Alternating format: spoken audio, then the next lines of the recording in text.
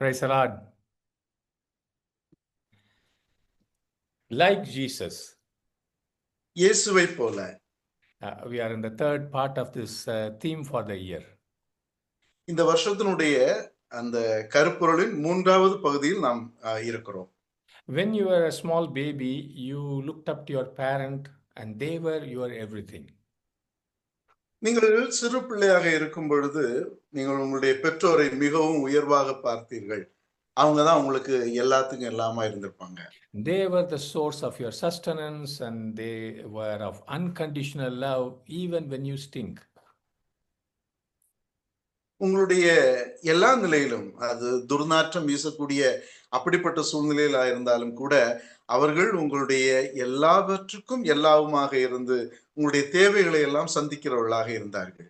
As you begin to grow up, maybe you looked up to a teacher, maybe to a friend, and then as you get married, you looked up to your spouse. They become your focus.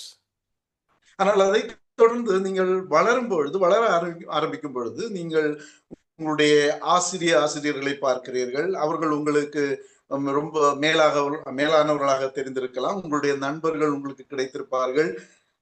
அவர்கள் எல்லாரும் உங்களுக்கு மேன்மையாக தெரிந்திருக்கலாம். As time passes, you realize that the people you are looking up to, they are not quite the heroes that you thought.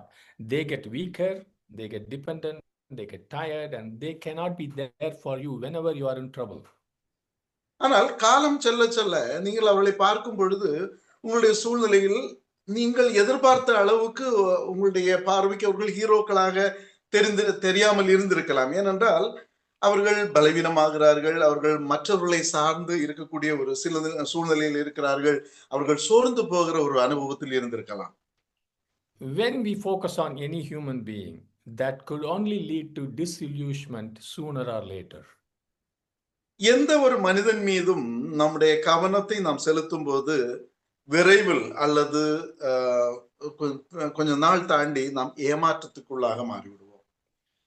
On the other hand, when you focus on Jesus, you will never ever be disappointed. ஆனால் மறுபக்கம் நீங்கள் இயேசு கிறிஸ்துவின் மேல் உங்களுடைய கவனத்தை வைக்கும்போது ஒரு நாளும் நீங்கள் ஏமாற்றம் அடைய மாட்டீர்கள். For Jesus is the same yesterday, today and forever. ஏனென்றால் இயேசு கிறிஸ்து நேற்றும் இன்றும் என்றும் மாறாதவராயிருக்கிறார். When you focus on Jesus, it is more than admiration and inspiration. நீங்கள் இயேசுவின் மேல் உங்களுடைய கவனத்தை செலுத்தும் பொழுது நீங்கள் உங்களுடைய உத்வேகத்துக்கும் நீங்கள் போற்றுவதற்கும் மேலான ஒரு அறிவை நீங்கள் பெற்றுக்கொள்வீர்கள். When you focus on Jesus, he will make you more and more like Jesus. நீங்கள் இயேசு கிறிஸ்துவை கவனம் வைக்கும் பொழுது அவர் இன்னும் அதிகமாக இயேசுவை போல உங்களை மாற்றுவார். That is the mystery of and the recipe for becoming more like Jesus. அதுதான் இயேசு கிறிஸ்துவை போல என்னை உங்களை மாற்றுவதற்கான ஒரு மர்மமாக செய்முறையாக இருக்கிறது. The disciples lived with Jesus 24/7 for 3.5 years. 3.5 வருஷ காலமாக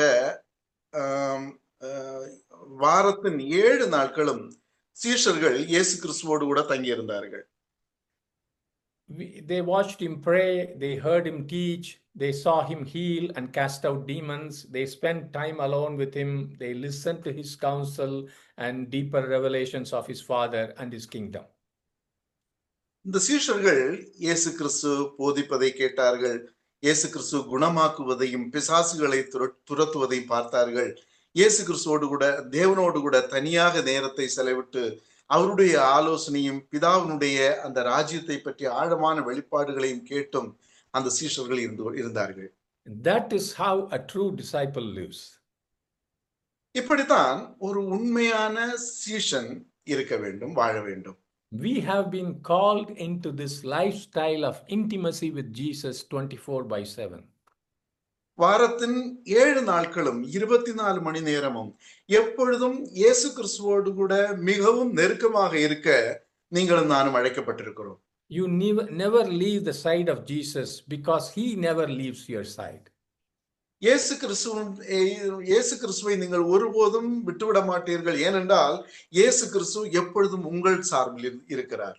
Last month, we saw that one of the first areas that we are to emulate Jesus is to seek the Father's presence always as he did from his early childhood all the way to the cross. கடந்த மாதம் நாம் இயேசு கிறிஸ்துவை பின்பற்றக்கூடிய ஒரு ஒரு பகுதிகளில் ஒரு பகுதியான இயேசு தன்னுடைய சிறு வயது முதல் சிறு வயதிலிருந்து சிலுவை மரம் வரைக்கும் போவது வரைக்கும் எப்பொழுதும் பிதாவுடைய பிரசன்னத்தை தேடுவதாக நாம் தியானித்தோம். In his time alone with the Father, Jesus saw what his Father did, and he did the same in his ministry. Jesus heard what the Father spoke, and he spoke the same publicly. இயேசு கிறிஸ்து பிதாவோடு கூட தனிமையில் இருந்த நேரத்தில் இயேசு கிறிஸ்து பிதா தனக்கு என்ன காண்பித்தாரோ, அதை என்ன செய்வதை கண்டாரோ, அதை தன்னுடைய ஊழியத்திலும் அதையே செய்தார். அவர் பேசியதையே அவர் கேட்டார். அவர் பேசியதையே அவர் பகிரங்கமாக பிரசங்கம் பண்ணினார். This month we will see some of the keys Jesus applied in his life, and he taught us to apply in order to inherit the kingdom of God. இந்த மாதம் இயேசு கிறிஸ்து தம்முடைய வாழ்க்கையில் பயன்படுத்தியதும் தேவனுடைய ராஜ்யத்தை பெறுவதற்கு இயேசு கிறிஸ்து நமக்கு கற்றுக் கொடுத்ததுமான சில திறவுகோல்களை நாம் பார்க்க போகிறோம்.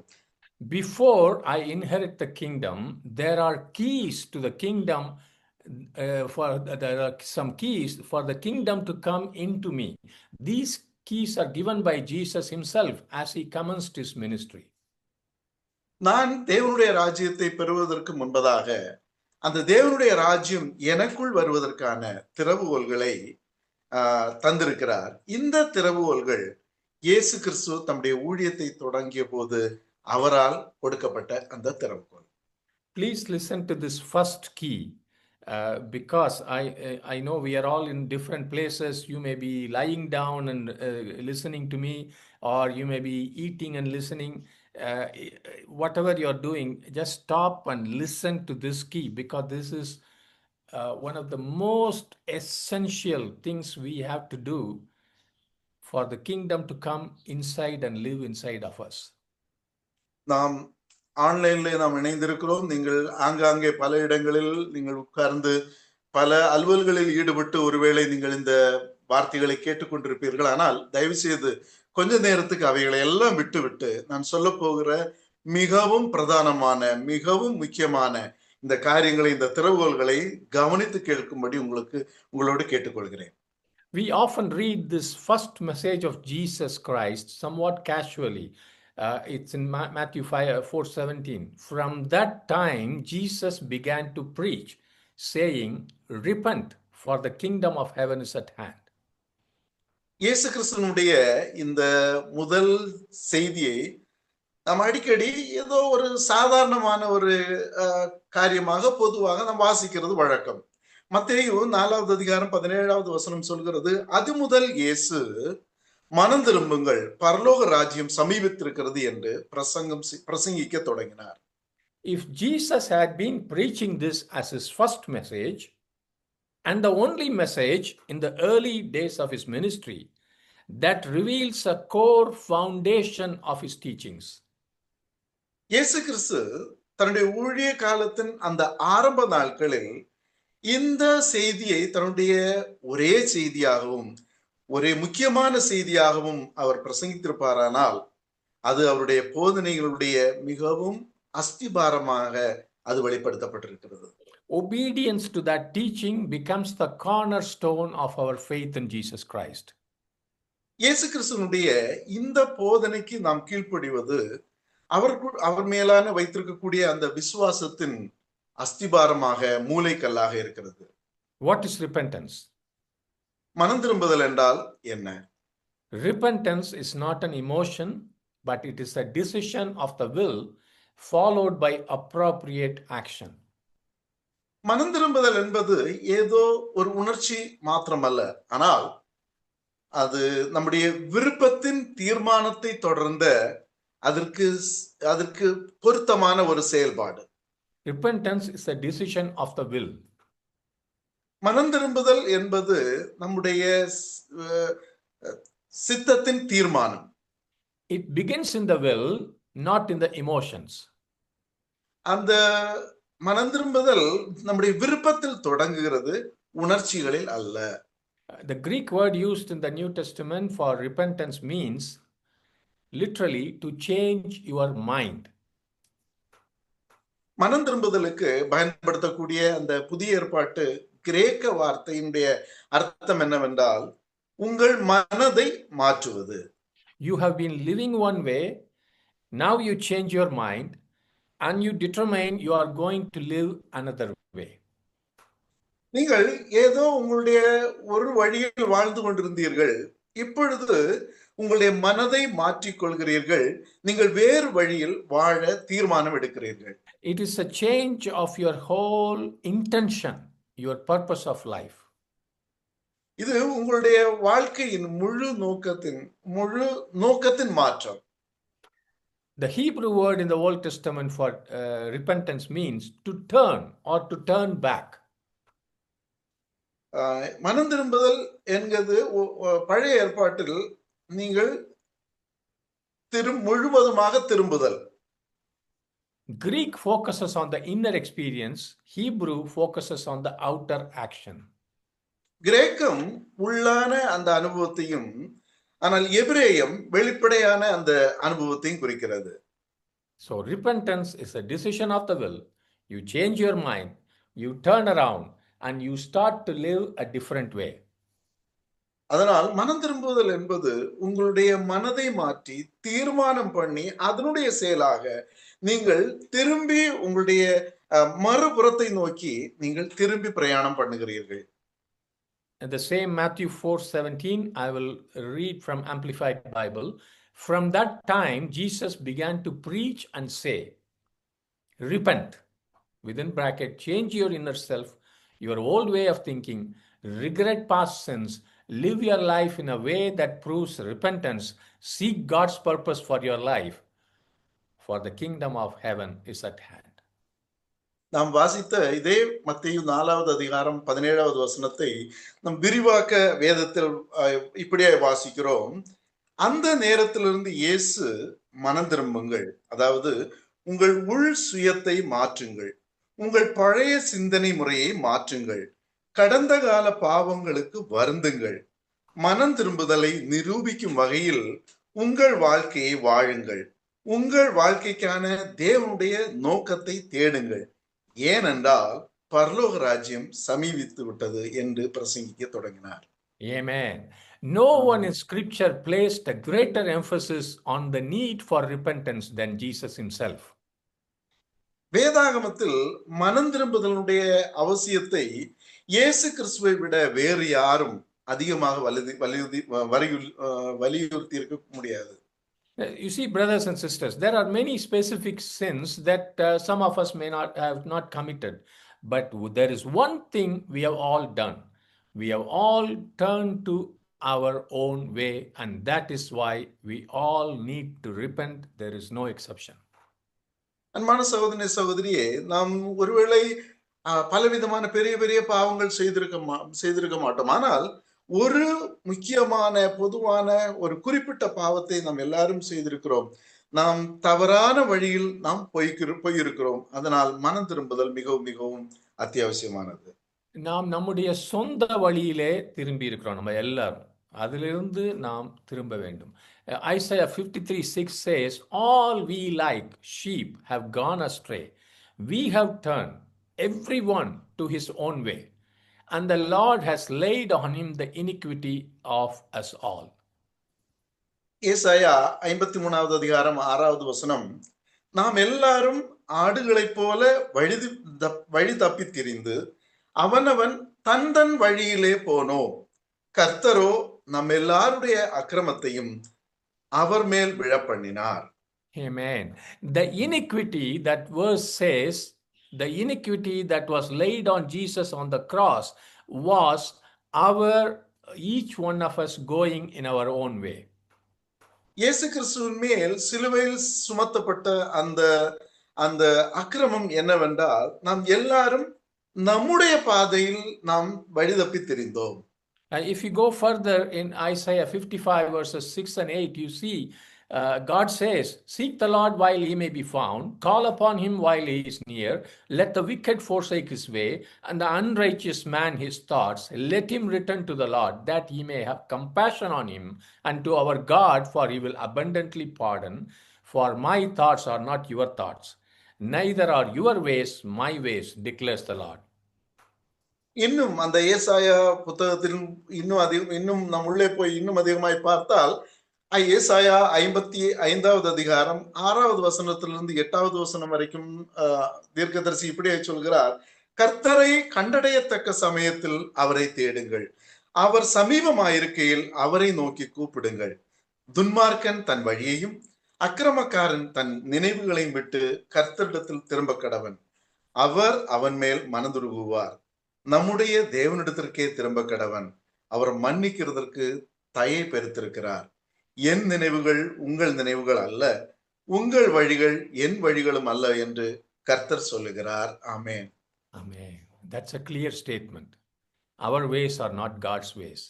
When we turn to our own way, we have turned away from God's way. நாம் ஒரு தெளிவான எல்லாரும் புரிந்து கொள்ளக்கூடிய ஒரு வாக்கியம், நம்முடைய வழிகள் கர்த்தருடைய வழிகள் அல்ல. நாம் நம்முடைய சொந்த வழியில் திரும்பும் போது நாம் கர்த்தருடைய வழியிலிருந்து விலகி விடுகிறோம். We cannot be walking in our own way and God's way at the same time. நாம் ஒரே நேரத்தில் நம்முடைய சொந்த வழியிலும் கர்த்தருடைய வழியிலும் நடக்க முடியாது. In order to get into God's way, we have to stop walking in our own way, turn around, face up to God, and take a new way. That is repentance. ஆகையால் கர்த்தருடைய வழியில் நாம் நடக்க வேண்டும் என்று விரும்புவோமானால் நாம் நம்முடைய சொந்த வழியில் நடப்பதை நிறுத்தி திரும்பி கர்த்தரை நோக்கி அவருக்கு நம்முடைய முகத்தை காட்டி ஒரு புதிய கர்த்தர் காட்டிய அந்த புதிய வழியை எடுக்க வேண்டும். அதுதான் மனம் திரும்புதல். It is both the outward and the inward. இந்த மனம் திரும்புதல் உள்ளான வெளியான ரெண்டையும் குறிக்கிறது. It's an inner change of the mind and the will, followed by the change of outward behavior and action. நம்முடைய வெளிப்புறமானதும் உள்ளார்ந்ததுமான ரெண்டு காரியங்களையும் மனதிலுள்ள சித்தத்திலுள்ள உள்ளார்ந்த மாற்றத்தையும் அதை தொடர்ந்து வெளிப்புறமாக நடக்கக்கூடிய மற்ற கிரியையிலும் அது ஏற்படும் மாற்றம். See, sometimes our way could be a very religious way. நம்முடைய வழிகள் ஒருவேளை ஒரு பக்தி மார்க்கமான ஒரு பக்தி ரீதியான ஒரு வழியாக நமக்கு தோன்றலாம். Religious people don't think they need to repent. அப்படிப்பட்ட பக்திமான்கள் தாங்கள் மனம் திரும்ப வேண்டும் என்று அவர்கள் நினைப்பதில்லை. Proverbs 14:12 says, there is a way that seems right to a man, but in the end it leads to death.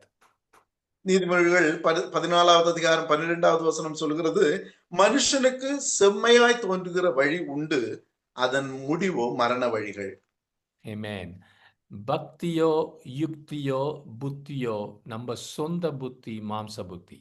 Our own ways are carnal, from the flesh, it is of the world, it lacks heavenly perspective. நம்முடைய சொந்த வழிகள் அது அந்த வழி மாம்சத்துக்குரியவை, மாம்சத்திலிருந்து உண்டானவைகள், உலகத்திலிருந்து உண்டானவைகள். And they lack heavenly perspective. அந்த வழிகள் பரலோகத்தினுடைய கண்ணோட்டம் இல்லாத வழிகள். So brothers and sisters, understand this. Repentance is not just from blatantly sinful way of life, drinking and smoking and adultery and cheating, all that. It is also from the carnal way of thinking and doing. ஆனால் சகோதரனே சகோதரியே, ஒரு காரியத்தை சரியாக புரிந்து கொள்ளுங்கள். மனம் திரும்புதல் என்பது ஏதோ வெளிப்படையாய் நாம் பார்த்து நம்முடைய மனதில் கொண்டிருக்கக்கூடிய புகைப்பிடித்தல் அல்லது மதுபானம் பண்ணுதல் இப்படிப்பட்ட காரியம் அல்ல. மனம் திரும்புதல் என்பது உள்ளான மனதில் உண்டாகக்கூடிய ஒரு பெரிய மாற்றம். As long as we are in this body and in this world, we need to keep repenting from fleshly thinking and doing. நானும் நீங்களும் நம்முடைய இந்த சரீரத்தில் இருக்கும் வரைக்கும் நம்முடைய மாம்ச சிந்தனைகளுக்கும் நம்முடைய மாம்சத்தின் செயல்பாடுகளுக்கும் எப்பொழுதும் மனம் திரும்பிக் கொண்டே இருக்க வேண்டும். Amen. Amen. It's a way of life like Jesus. இயேசுவை போல என்பது இது ஒரு வாழ்க்கை முறை. So you may ask, what does this key of repentance have to do with being like Jesus? அப்படியானால் நீங்கள் கேட்கலாம், ஒருவேளை கேட்கலாம், மனம் திரும்புதலுடைய இந்த திறவுகோல்களுக்கும் இயேசுவை போல என்ற இந்த அப்படிப்பட்ட அந்த கருப்பொருளுக்கும் இடையே இருக்கக்கூடிய என்ன உறவு என்று நீங்கள் கேட்கலாம். Because Jesus never sinned, so how can he repent? ஏனென்றால் இயேசு கிறிஸ்து இதுவரைக்கும் அவர் பாவம் செய்ததில்லை, பாவம் இல்லாதவர். அப்படியானால் அவர் ஏன் மனம் திரும்ப வேண்டும்? When Jesus was on this earth, Jesus was a man just like you and me. Jesus himself was tempted in every way as we are, and yet he was sinless. And Jesus humbled himself daily until the death on the cross. இயேசு கிறிஸ்து இந்த பூமியில் இருந்த அந்த நாட்களில் என்னையும் உங்களையும் போலவே அது ஒரு சாதாரண மனிதனாக இருந்தார். இயேசு நம்மை போல எல்லா விதத்திலும் அவர் சோதிக்கப்பட்டார். ஆனாலும் அவர் பாவமற்றவராக இருந்தார்.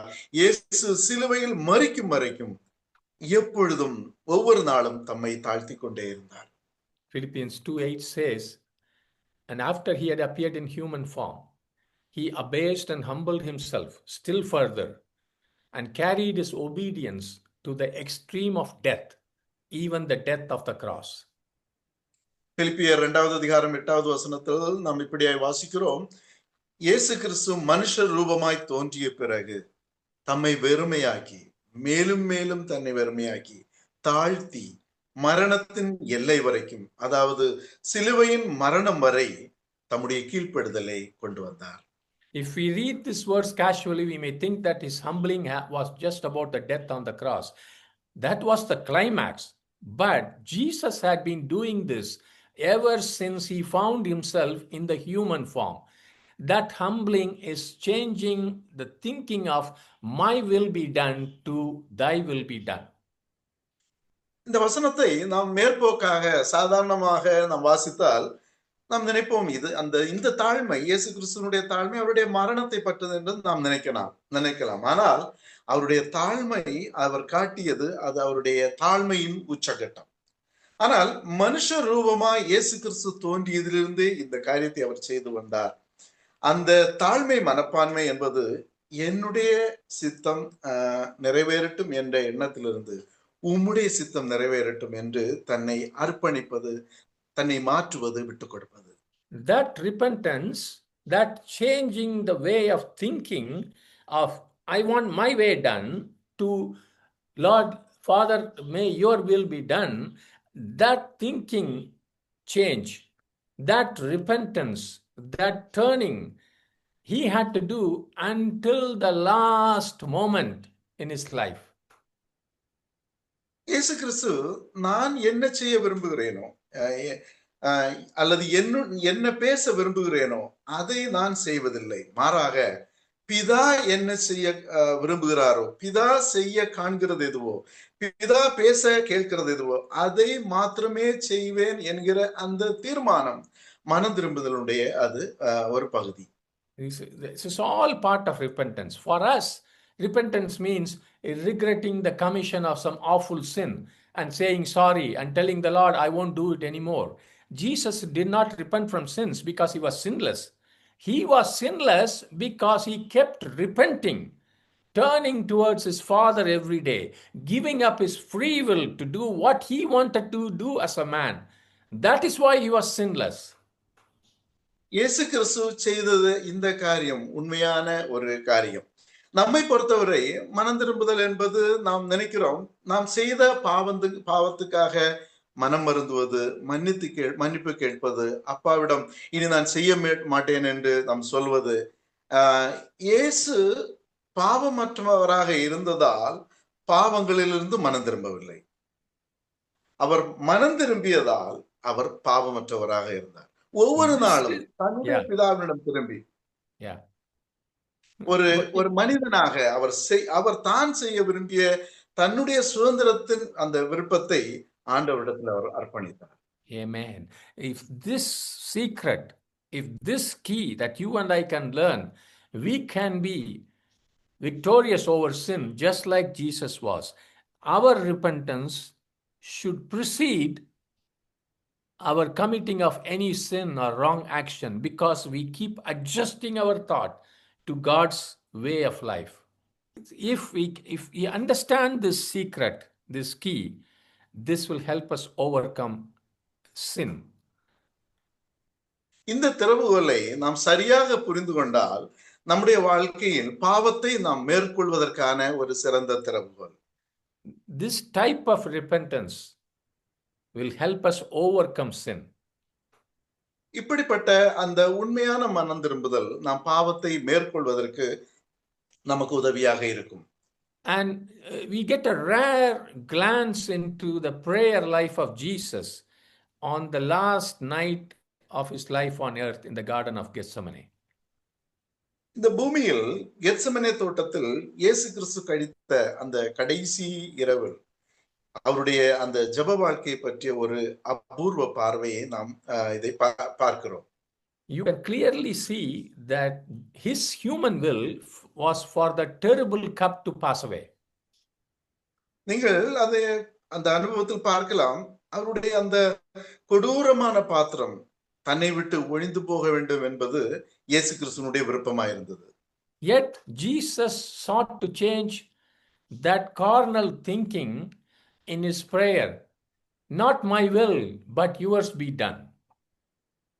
ஆனால் இயேசு கிறிஸ்துவோ அந்த நேரத்தில் தன்னுடைய அந்த மாம்சத்தினுடைய அந்த விருப்பத்திலிருந்து அந்த எண்ணத்திலிருந்து ஜெபத்தின் மூலமாய் அதை மாற்ற முயற்சி செய்தார். அது என்னுடைய சித்தம் அல்ல, உம்முடைய சித்தம் ஆக கிடவது நிறைவேறட்டும் என்று ஜெபிக்க ஆரம்பித்தார். This kind of reshaping his human thinking was a lifelong habit of Jesus, and it was still a battle for Jesus, the Son of Man.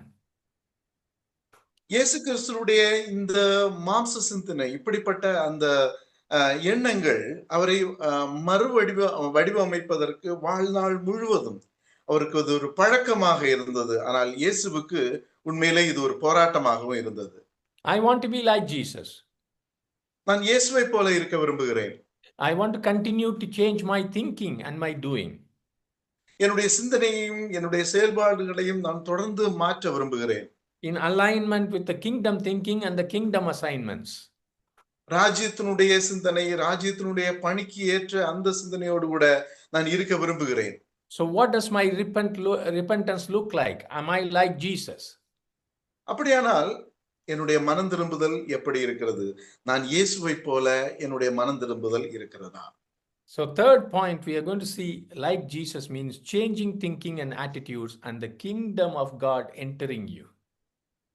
இயேசுவை போல என்கிற அந்த அந்த பார்வையின் மூன்றாவது திறவுகோலாக இயேசுவை போல சிந்தனையும் மனப்பான்மையும் மாறுதலும் ராஜ்யம் உங்களுக்குள் நுழைதலும். I just want to say one thing. As I was thinking about all these things over the last 2-3 weeks, it is not theology, it is not theory. So many amazing miracles, breakthroughs happened to me and to people we were praying for. இந்த தியானம் என்பது ஏதோ ஒரு இறையியல் அல்ல. கழிந்த 3 வாரமாக நான் இந்த காரியத்தை குறித்து சிந்திக்க தியானிக்க ஆரம்பித்ததிலிருந்து என்னுடைய வாழ்க்கையிலும் என்னை சார்ந்த அநேகருடைய வாழ்க்கையிலும் பெரிய ஒரு இயற்கைக்கு அப்பாற்பட்ட ஒரு மாற்றத்தை நான் காண முடிந்தது. That is what the kingdom coming inside means. அதுதான் பரலோக ராஜ்யம் எனக்குள் வருவதனுடைய அந்த உண்மையான அர்த்தம். We are basically meditating from Matthew 4:17 onwards. இன்றைக்கு நாம் மத்தேயு 4வது அதிகாரம் 17வது வசனத்தின் அடிப்படையாக நாம் தியானிக்க ஆரம்பிக்கிறோம். And then we keep going, and I want you to meditate slowly Matthew 4th chapter and 5th chapter verse by verse and think about this. நாம் இன்னும் தொடர்ந்து நாம் தியானிக்க போகிறோம். ஆனால் தயவு செய்து நீங்கள் அந்த மத்தேயு 4வது அதிகாரம் 5வது அதிகாரத்தையும் மெதுவாக நீங்கள் வசனத்துக்கு வசனம் சரியாக அதை முழுமையாக வாசிக்க வேண்டும் என்று விரும்புகிறேன். In the first 4 beatitudes in Matthew 5, we see some keys for us to be like Jesus, especially as we change the way we think, as we learn to continually repent. இந்த மத்தேயு 5வது அதிகாரத்தில் காணக்கூடிய முதல் அந்த 4 பாக்கிய வசனங்களை நாம் பார்க்கும்போது நாம் சிந்திக்கக்கூடிய விதத்தை மாற்றும்போது தொடர்ந்து மனம் திரும்ப நாம் கற்றுக்கொள்கிறோம். With this idea, when you study the Beatitudes, Jesus will be teaching you the secrets of his kingdom life. இந்த இயேசு கிறிஸ்து போதித்த அந்த பாக்கிய வசனங்களை நாம் இப்படிப்பட்ட அந்த எண்ணத்தோடு சிந்தனைகளோடு கூட நாம் தியானிக்க ஆரம்பிக்கும் போது அந்த ராஜ்யத்தினுடைய ரகசியங்களை நாம் இயேசு கிறிஸ்து நமக்கு கற்றுக் கொடுப்பார். The first beatitude I will read from 3 different versions. முதல் அந்த பாக்கியவான்களை குறித்த வசனம் 3 வித்தியாசமான மொழிபெயர்ப்புகளில் நான் உங்களுக்கு வாசிக்கிறேன். Blessed are the poor in spirit, those devoid of spiritual arrogance, those who regard themselves as insignificant, for theirs is the kingdom of heaven both now and forever. முதலாவது மத்தேயு 5வது அதிகாரம் 3வது வசனம், ஆவியில் எளிமையுள்ளவர்கள் பாக்கியவான்கள், அதாவது ஆவிக்குரிய ஆணவம் இல்லாதவர்கள், தங்களை அற்பமானவர்கள் என்று கருதுபவர்கள், ஏனென்றால் பரலோக ராஜ்யம் அவர்களுடையது இப்போதும் என்றென்றைக்கும். Message Bible says, you are blessed when you are at the end of your rope. With less of you, there is more of God and his rule. அடுத்த மொழிபெயர்ப்பை நாம் பார்க்கிறோம். உங்கள் கயிற்றின் முடிவில் நீங்கள் இருக்கும்போது நீங்கள் பாக்கியவான்கள். உங்களிடம் குறைவாக இருந்தால் கர்த்தரும் அவருடைய ஆளுகையும் உங்களுக்குள் அதிகமாக இருக்கும். நீங்கள் உங்களிலே குறைவாக இருந்தால் கர்த்தரும் அவருடைய ஆளுகையும் உங்களிலே அதிகமாக இருக்கும். And the Passion Translation says, what happiness comes to you when you feel your spiritual poverty, for yours is the realm of heaven's kingdom. அடுத்த மொழிபெயர்ப்பு இப்படி சொல்கிறது, உங்களுடைய ஆவிக்குரிய வறுமையை நீங்கள் உணரும் பொழுது உங்களுக்கு எவ்வளவு மகிழ்ச்சி வருகிறது, ஏனென்றால் பரலோக ராஜ்யம் உங்களுடையது. Amen. When I decrease, he shall increase in me. நான் என்னில் குறையும் பொழுது கிறிஸ்து எனக்குள் பெருகுகிறார். When I feel adequate in myself, when I am spiritually arrogant, there is little room for his rule, for his kingdom in my life. நான் போதுமானவனாக இருக்கிறேன் என்று உணரும் பொழுது, ஆவிக்குரிய ரீதியாக ஆணவம் கொண்டவனாக இருக்கும் பொழுது, என்னுடைய வாழ்க்கையில் அவருடைய ஆளுகைக்கும் அவருடைய ராஜ்யத்திற்கும் இடமில்லை. This is the first recorded teaching of Jesus. I really must think why he taught this first. இயேசு கிறிஸ்துவினுடைய இந்த முதல் பதிவு செய்யப்பட்ட இந்த போதனை ஏன் நான் உண்மையில் இவைகளை சிந்திக்க வேண்டும் என்பதை நாம் புரிந்து கொள்ள வேண்டும். Brothers and sisters, the idea of self-sufficiency is dangerous. சகோதரியே, தன்னிறைவு என்ற எண்ணம் நமக்குள் வரும் பொழுது அது மிகவும் ஆபத்தானது. That begins to take away from the Garden of Eden. அந்த எண்ணம் என்னை ஏதேன் தோட்டத்திலிருந்து விலக்கி வைக்கிறது. Spiritual poverty or simplicity means I repent from my own wisdom and adequacy. ஆவிக்குரிய வறுமை அல்லது ஆவிக்குரிய எளிமை என்றால் நான் என்னுடைய சொந்த ஞானத்திலிருந்தும் சுய திருப்தி என்ற தன்மையிலிருந்தும் மனம் திரும்புகிறேன். That repentance shows my bankruptcy to myself and to everyone around me. அந்த மனம் திரும்புதல் எனக்கும் என்னை சுற்றியுள்ள எல்லாருக்கும் என்னுடைய திவால் நிலையை காட்டுகிறது. God knows it already. Yet it is my admission and my turning back that shows my spiritual bankruptcy to myself. தேவன் நம்முடைய இந்த குறைவுகளை எல்லாவற்றையும் ஏற்கனவே அறிந்திருக்கிறார். ஆனால் நான் அதை ஒப்புக்கொள்வதும் நான் இயேசுவினிடத்தில் திரும்பி செல்வதும் என்னுடைய ஆவிக்குரிய திவால் நிலையை எனக்கு உணர்த்துகிறது, காட்டுகிறது. And it shows my desire and my thirst for him. அது மாத்திரமல்ல, எனக்கு கர்த்தர் மேல் இருக்கக்கூடிய அந்த ஆசையையும் தாகத்தையும் அது எனக்கு வெளிப்படுத்துகிறது. And my thirst for his ruling and reigning in my life. என்னுடைய வாழ்க்கையில் கர்த்தர் என்னை ஆளுகை செய்ய, என்னை ஆட்சி செய்ய எனக்கு இருக்கக்கூடிய அந்த தாகத்தையும் வாஞ்சியையும் அது வெளிப்படுத்துகிறது. That is where I begin to enter his kingdom. Amen. அந்த இடத்தில் தான் அப்படிப்பட்ட சூழ்நிலையில் கிறிஸ்துவனுடைய ராஜ்யம் எனக்குள் பிரவேசிக்க தொடங்குகிறது. ஆமென். Amen.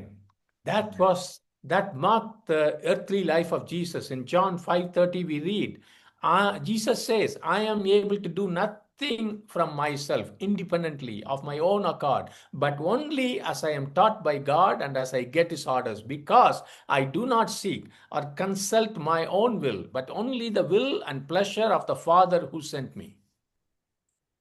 யோவான் 5வது அதிகாரம் 30வது வசனத்தில் இயேசு கிறிஸ்துவனுடைய இந்த பூமிக்குரியோட அந்த ஊழியத்தில் அவர் செய்த காரியங்களை காட்டுகிறது. இயேசு சொன்னார், நான் சுயமாக எதையும் செய்ய முடியாது, அதாவது சுயாதீனமாக என் சொந்த விருப்பப்படி, ஆனால் தேவனால் நான் கற்பிக்கப்பட்டு அவருடைய கட்டளைகளை பெறும்போது மட்டுமே.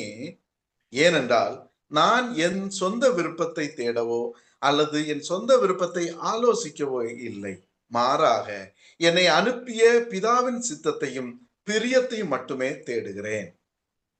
Spiritual poverty, humility, and sorrow of repentance. This is behind the sweat of blood at the Garden of Gethsemane. That shows what true repentance looks like. Not my will, but thy will be done. ஆவிக்குரிய வறுமை, ஆவிக்குரிய எளிமை, தாழ்மை, அது மனம் திரும்புதலுக்கு ஏற்ற துக்கம். அதுதான் கெத்செமனே தோட்டத்தில் சிந்தப்பட்ட அந்த இரத்த வியர்வை. உண்மையான மனம் திரும்புதல் எப்படி இருக்கும் என்பதை நமக்கு காட்டுகிறது. என்னுடைய சித்தம் அல்ல, உம்முடைய சித்தத்தின்படியே ஆகட்டும். Amen. Second beatitude is in Matthew 5th chapter verse 4. Blessed, that means forgiven and refreshed by God's grace, are those who mourn over their sins and repent, for they will be comforted when the burden of sin is lifted.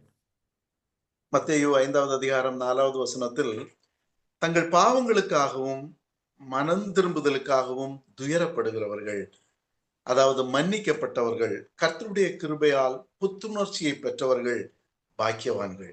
ஏனென்றால் பாவத்தின் சுமை நீங்கும் போது அவர்கள் ஆறுதல் அடைவார்கள். ஆமென்.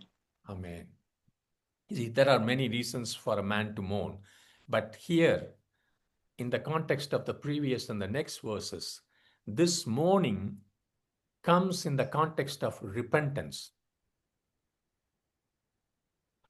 ஒரு மனிதன் அவனுடைய வாழ்க்கையில் துக்கப்படுவதற்கு பல காரணங்கள் இருக்கும். ஆனால் இந்த வசனத்துக்கு முந்தைய பிந்தைய அடுத்த வசனங்களை நாம் பார்க்கும் பொழுது இப்படிப்பட்ட துக்கம் மனம் திரும்புதலில் அப்படிப்பட்ட சூழ்நிலையிலிருந்து இருக்கக்கூடிய வசனங்கள். When I mourn my sins and repent, the comfort of the Lord flows through his forgiveness, redemption, and restoration. நான் என்னுடைய பாவத்திற்காகவும் மனம் திரும்புவதற்காகவும் நான் வருத்தப்படும் போது, துயரப்படும் போது, என்னுடைய அவருடைய இயேசு கிறிஸ்துவனுடைய ஆறுதல், அவருடைய மன்னிப்பின் மூலம், அவருடைய மீட்பின் மூலமும் எனக்குள் வருகிறது. There is no abundance of peace and joy when I live with an unrepented lifestyle. நான் என்னுடைய மனம் திரும்பாத வாழ்க்கை தரத்தோடு, வாழ்க்கை முறையோடு கூட நாம் வாழும்போது அப்படிப்பட்ட பிரவாகிக்கக்கூடிய சமாதானத்தையும் மகிழ்ச்சியையும் நான் பெற்றுக்கொள்ள முடியாது. Just listen. Many of us want God to change. We pray, Lord, I want this, you do this. I want to go this way, you come with me. And we have no peace or joy because God will not change. And you are asking him to change. I will not change. There is no repentance. Where there is no repentance, there is no real peace and joy. அன்பான சகோதரனே, சகோதரியை, தயவு செய்து இதை நீங்கள் கொஞ்சம் கவனியுங்கள். நானும் நீங்களும் ஜபத்திலே போராடி ஆண்டவர் தன்னுடைய நிலைமையிலிருந்து கீழே வரும்படியாய், ஆண்டவரை மாற்றும்படியாய் நாம் ஜெபிக்கிறோம், போராடுகிறோம். நம்முடைய வாழ்க்கையில் அவர் விரும்புகிற தரத்தின்படியான கீழ்ப்படிதலோ மனம் திரும்புதலோ இல்லாமல் நாம் அவருக்காக அவர் கீழே வரும்படியாய் நாம் ஜெபிக்கிறோம். ஆனால் அதில் உண்மையான சமாதானமும் சந்தோஷத்தையும் ஒரு காலம் நாம் பெற்றுக்கொள்ள முடியாது. Amen. Jesus calls us to repent only to bless us. இயேசு கிறிஸ்து நம்மை மனம் திரும்புதலுக்காய் அழைக்கிறார்.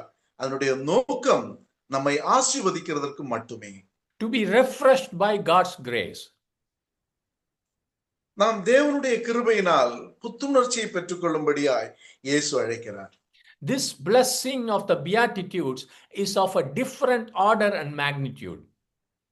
இந்த பாக்கியவான்களுடைய இந்த ஆசீர்வாதம் அது வேறுபட்ட வித்தியாசமான வரிசை கிரமத்திலும் அப்படிப்பட்ட வித்தியாசமான அளவிலும் இருக்கிறது. This beauty for ashes has been purchased with an incomparable, inestimable price, the precious blood of Jesus Christ. இந்த சாம்பலுக்கு பதிலான சிங்காரம் என்கிற ஒப்பிட முடியாத விலையேற பெற்ற இந்த ஆசீர்வாதம் இயேசு கிறிஸ்துவினுடைய விலையேற பெற்ற இரத்தத்தினாலே நமக்கு கிரயமாக கொள்ளப்பட்டது. You are blessed indeed when you mourn in repentance. நீங்கள் துக்கப்பட்டு துயரப்பட்டு மனம் திரும்பும் பொழுது நீங்கள் உண்மையிலேயே ஆசீர்வதிக்கப்பட்டவர்கள். Amen. Third beatitude is like this: blessed are the gentle, the kind-hearted, the sweet-spirited, the self-controlled, for they will inherit the earth. மூன்றாவது பாக்கியவான்கள் சாந்த குணமுள்ளவர்கள், இரக்கமுள்ளவர்கள், இனிய உள்ளம் கொண்டவர்கள், சுய கட்டுப்பாடுள்ளவர்கள் பாக்கியவான்கள். அதாவது உள்ளான சமாதானம், ஆவிக்குரிய பாதுகாப்பு, மரியாதைக்குரியவர்கள் அவர்கள் பூமியை சுதந்திரித்துக் கொள்வார்கள். Amen. You are blessed when you are content with just who you are, no more, no less. That is the moment you find yourselves proud owners of everything that can't be bought. This is what the Message translation says. இனி message translation என்கிற அந்த வேதம் சொல்கிறது, நீங்கள் யார் என்பதில் திருப்தி அடையும் போது நீங்கள் ஆசீர்வதிக்கப்பட்டவர்கள். அதிகமாகவோ அல்லது குறைவாகவோ அல்ல, உங்களால் வாங்க முடியாத அனைத்திற்கும் பெருமை மிக்க உரிமையாளர்களாக நீங்கள் உங்களை காணும் தருணம் அது. God bless, another version says, God blesses those who are humble, for they will inherit the whole earth. அடுத்த வேதம் சொல்கிறது, தாழ்மை உள்ளவர்களை தேவன் ஆசீர்வதிக்கிறார், ஏனென்றால் அவர்கள் முழு பூமியையும் சுதந்திரித்துக் கொள்வார்கள். When I become kind-hearted, I clothe myself with Christ. நான் மிகுந்த கருணை உள்ளம் கொண்டவனாக இருக்கும்போது நான் கிறிஸ்துவை என் வாழ்க்கையில் தரித்துக் கொள்கிறேன். I look at the world around me with that sweet and gentle spirit. அப்படிப்பட்ட அந்த இனிமையான மென்மையான உள்ளம் கொண்டவனாய் மனம் கொண்டவனாய் என்னை சுற்றியுள்ள நான் அந்த உலகத்தை நான் பார்க்கிறேன். Even the harshest person on earth has been created in his image. இந்த பூமியில் உள்ள ஒவ்வொரு மனிதனும் அவன் கடின இருதயம் உள்ளவனாக இருந்தாலும் கூட, எப்படிப்பட்ட மனிதனாக இருந்தாலும் அவன் தேவனுடைய சாயலில் சிருஷ்டிக்கப்பட்டிருக்கிறான். When I see an awful man, behind his pains and anguish and struggles and the bloodshed, I begin to see a soul that is struggling to be at peace with his maker. ஒரு மனிதன் அவன் வலி நிறைந்தவனாக, வேதனை நிறைந்தவனாக, அப்படிப்பட்ட போராட்டங்கள் மத்தியில் இருக்கக்கூடிய அந்த மனிதன் தன்னை சிருஷ்டித்தவரோடு கூட சமாதானமாக இருக்க போராடுகிற ஒரு ஆத்மாவை நான் பார்க்க தொடங்குகிறேன். Has anybody seen this awful person with the kindness and compassion of Jesus Christ? அப்படிப்பட்ட ஒரு பொல்லாத கடினமான ஒரு மனிதனை இயேசு கிறிஸ்துவினுடைய அந்த மனதுருக்கத்தோடு கூட யாராவது அப்படி பார்த்திருக்கிறீர்களா? You see, Jesus himself reached out to Saul of Tarsus because no one else showed him that compassion. வேறு எந்த ஒரு மனுஷனாலும் கூட இரக்கம் காட்ட முடியாத நிலைமையில் இருந்த அந்த பவுலை இயேசு கிறிஸ்து தாமே போய் தானாக சந்திக்க வேண்டியது இருந்தது. Other believers may have prayed for protection from Paul, but there is no indication that they prayed for Paul. மற்ற விசுவாசிகள் அந்த நாட்களில் இருந்தவர்கள் பவுலுடைய இந்த தன்மையை பார்த்து அவர்கள் அந்த பவுலிடத்திலிருந்து தன்னை காத்துக்கொள்ளும்படியாய் ஜெபித்திருப்பார்களே தவிர அவருக்கு அந்த பவுலுக்காக ஜெபித்ததாக எந்த இடத்திலும் நாம் பார்க்கவில்லை. But what power the compassion and the gentleness of Jesus had on Paul. Paul eventually gained Asia and Europe for Christ, and he poured out his life as an offering for Christ, and he wrote half of the New Testament. ஆனால் இயேசு கிறிஸ்துவினுடைய இரக்கம், இயேசு கிறிஸ்துவினுடைய சாந்தம் பவுலின் மேல் எவ்வளவு அதிகமாக இருந்ததை நாம் பார்க்கிறோம். அவர் ஒரு வல்லமையான ஒரு நோக்கத்தோடு கூட அன்போடு கூட பவுலை தேவன் சந்தித்தார். அந்த பவுல் கிறிஸ்துவுக்காக ஆசியாவையும் ஐரோப்பாவையும் மாற்றினார். தன்னை மானபலியாக இயேசு கிறிஸ்துவுக்கு ஒப்புக் கொடுத்தார். Amen. Amen. I am going to end with Beatitude number 5. God blesses those who are merciful, for they will be shown mercy. ஐந்தாவது பாக்கியவான்களோடு கூட நான் நிறுத்திக் கொள்கிறேன். இரக்கமுள்ளவர்களை தேவன் ஆசீர்வதிக்கிறார், ஏனென்றால் அவர்களுக்கு இரக்கம் காட்டப்படும். I have a merciful Father. There is no other way I could be alive today and alive in Christ. எனக்கு இரக்கமுள்ள பிதா இருக்கிறார். இன்றைக்கு நான் உயிருடன் இருக்கவும் கிறிஸ்துவில் நான் வாழவும் வேறு எந்த வாய்ப்பும் கிடையாது. I am not saying this because I'm preaching or worshiping or anything like that. This is the honest truth. நான் ஏதோ ஆராதனை நடத்துகிறேன் அல்லது பிரசங்கம் பண்ணுகிறேன் என்பதற்காக இந்த வார்த்தையை அலங்காரமாக சொல்லவில்லை. இது உண்மையிலேயே நேர்மையான உண்மையான ஒரு வார்த்தை. On the other hand, the harsh reality of my carnality is that I tend to judge other people with a different yardstick. That is not mercy. மறுபுறம் என்னுடைய மாம்ச பிரகாரமான வாழ்க்கையின் கடுமையான யதார்த்தம் என்னவென்றால் மற்றவர்களை வேறு அளவுகளால் நான் மதிப்பிடுகிறேன். அது இரக்கம் அல்ல. That is hypocrisy and judgmental. அது மாய்மாலமும் நியாயம் தீர்க்கக்கூடிய ஒரு தன்மை. I often repent my failing to this carnal tendency. இப்படிப்பட்ட அந்த மாம்ச பிரகாரமான இப்படிப்பட்ட அந்த போக்கிற்காக நான் அப்படி தவறியதற்காக நான் அடிக்கடி மனம் வருந்துகிறேன். Recently, the Lord has been bringing people for me to pray for and intercede, giving me the opportunity after opportunity to be merciful. சமீபத்தில் நான் அவர்களுக்காக பரிந்து பேசும்படியாய் சில நபர்களை கர்த்தர் என்னிடத்தில் கொண்டு வந்தார். நான் இரக்கமுள்ளவனாக இருக்கும்படியாய் கர்த்தர் எனக்கு இன்னும் அதிகமாக வாய்ப்பை கொடுத்தார். When I pray for them, I don't think of what they did before me or did not, or what they will do for me in the future. Mercy overlooks all these things. Mercy focuses on present deliverance and present blessings. Questions and discussions are kept away. Like the prodigal son was first embraced and cleaned up and fed well. That is mercy. நான் அவர்களுக்காக பரிந்து பேசும்போது வந்தவர்களுக்காக ஜெபிக்கும் பொழுது அவர்கள் எனக்கு முன் நாட்களில் என்ன செய்தார்கள் என்றோ அல்லது என்ன செய்யவில்லை என்றோ அல்லது இனி எதிர்காலத்தில் என்ன செய்வார்கள் என்றோ இப்படிப்பட்ட காரியத்தை நான் சிந்திக்காமல் நான் இரக்கமுள்ளவனாக இவை மற்ற காரியங்களை கவனிக்காமல் இரக்கம் இப்பொழுது தற்போதைய விடுதலையையும் தற்போதைய ஆசீர்வாதங்களில் கவனம் செலுத்துகிறது. அந்த ஊதாரி மகன் முதலில் தகப்பனிடத்தில் வரும்பொழுது அரவணைக்கப்பட்டு அவன் முத்தம் கொடுக்கப்பட்டு அவன் நன்றாக போஷிக்கப்பட்டான். அதுதான் இரக்கம். When somebody is down, most of us tend to gossip or analyze why they got into this mess. Our Father shows mercy instead. யாராவது நம்மில் ஒருவர் சோர்வாக இருக்கும் பொழுது நம்மில் பெரும்பாலானவர்கள் அவர்களை குறித்து ஏளனம் செய்வதோ அல்லது கிசுகிசுப்பதோ அல்லது இப்படிப்பட்ட குழப்பத்தில் அந்த மனிதன் ஏன் சிக்கிக் கொண்டான் என்பது நாம் பகுப்பாய்வு செய்கிறது வழக்கம். ஆனால் அதற்கு பதிலாக நம்முடைய பிதா அந்த நபருக்கு இரக்கம் காட்டுகிறவராய் இருக்கிறார். My Father wants me to pray and intercede for mercy, not judgment.